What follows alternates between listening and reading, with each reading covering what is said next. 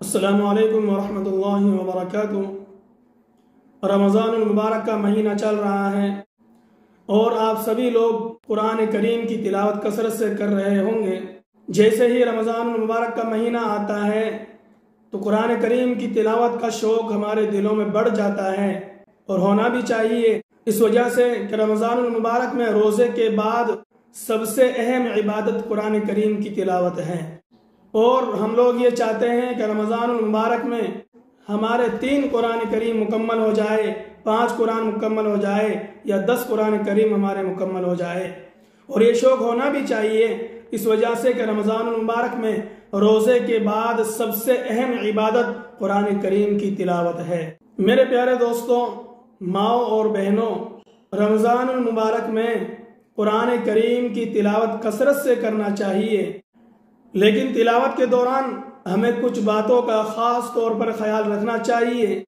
और ये बातें मैं इसलिए बता रहा हूँ कि ऐसा ना हो कि ज़्यादा पढ़ने के चक्कर में हम वो गलतियाँ कर बैठें कि सवाब तो दूर की बात है, कुरान करीम की तिलावत हमारे लिए वबाल बन जाए। हमने देखा है और कई लोगों को देखा है कि जो अक्सर इन गलतियों के अंदर मुब्तला हैं और ये गलतियाँ करते हैं। तो आप लोगों को मैं इसलिए बता रहा हूँ कि आप इन गलतियों से परहेज करें, इन गलतियों से बचने की कोशिश करें। सबसे पहली गलती यह है कि रमज़ानुल मुबारक में आप ये सोचते हैं कि मैं ज़्यादा से ज़्यादा कुरान करीम की तिलावत करूं, मैं रोज़ाना 10 पारे पढ़ूं, मैं रोज़ाना 15 पारे पढ़ूं।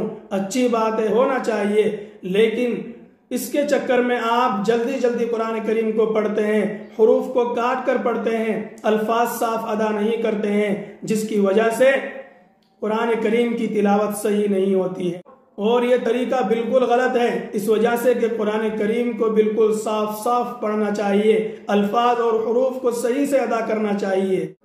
बाज़ लोग ये फख्र करते हैं कि मैं 10 मिनट में एक पारा पढ़ देता हूँ, लेकिन इस 10 मिनट में एक पारा पढ़ने के चक्कर में वो हुरूफ को काट कर पढ़ते हैं, अल्फाज को दुरुस्त नहीं पढ़ते हैं, अल्फाज की अदायगी सही नहीं करते हैं और जल्दी जल्दी पढ़ने की वजह से वो कुरान करीम को गलत तरीके से पढ़ते हैं।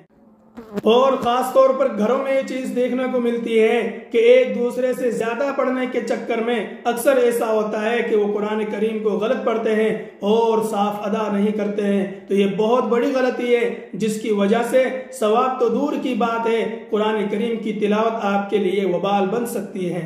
और दूसरी सबसे बड़ी गलती यह है कि आपके सामने कुरान करीम खुला हुआ है और मुंह से आपके पढ़ने की आवाज नहीं आ रही है, बल्कि मुंह बंद है और बिन बिनाट की आवाज आ रही है। मसलन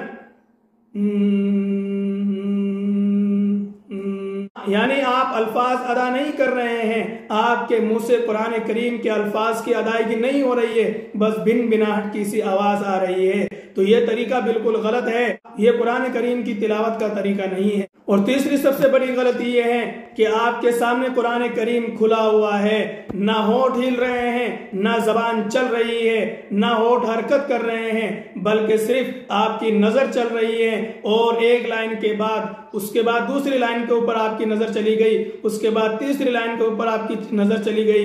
ना आपके मुंह से आवाज आ रही है, ना होठ हिल रहे हैं, ना आपकी जबान से अल्फाज की अदायगी हो रही है। तो ये कुरान करीम पढ़ने का तरीका नहीं है, ये भी एक बहुत बड़ी गलती है जो अक्सर लोग करते हैं। कुरान करीम पढ़ने का आपको सवाब नहीं मिलेगा, आपको कुरान करीम देखने का सवाब तो मिल सकता है, लेकिन असल सवाब जो पढ़ने का है वो सवाब आपको नहीं मिलेगा। तो ये भी एक बहुत बड़ी गलती है और अक्सर लोग इस गलती को करते हैं। तो आप खुद इस गलती से बचने की कोशिश करें और जो इस तरीके से पढ़ते हैं उन्हें भी इस गलती से बचाने की कोशिश करें। इसलिए अगर आप आहिस्ता आहिस्ता भी पढ़ रहे हैं, यानी आप बगैर आवाज के पढ़ रहे हैं और आहिस्ता आहिस्ता पढ़ रहे हैं, तो भी कुरान करीम के अल्फाज की अदायगी जरूरी है। यानी आपकी जबान से अल्फाज अदा होना चाहिए। जिस तरीके से हम नमाज के अंदर आहिस्ता आहिस्ता पढ़ते हैं और जबान से अल्फाज की अदायगी होती है, तो इसी तरीके से कुरान करीम को अगर आप आहिस्ता आहिस्ता पढ़ रहे हैं तो अल्फाज की अदायगी जरूरी है, वरना आपको सवाब नहीं मिलेगा, सिर्फ आपको देखने का सवाब मिल सकता है। तो नाज़रीन किराम, ये 3 बहुत ही बड़ी गलतियां हैं जो अक्सर लोग करते हैं। तो आप खुद भी बचने की कोशिश करें और अपने घर वालों को भी इन गलतियों से बचाने की कोशिश करें और कुरान करीम को जितना हो सके सही सही पढ़ने की कोशिश करें।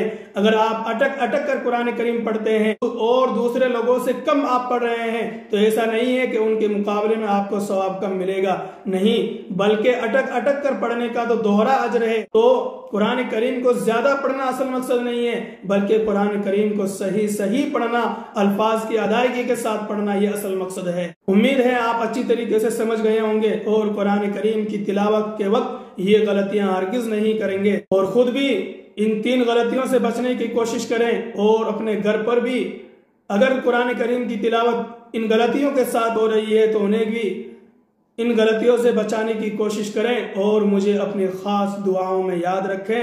अस्सलामु अलैकुम व रहमतुल्लाहि व बरकातुहू।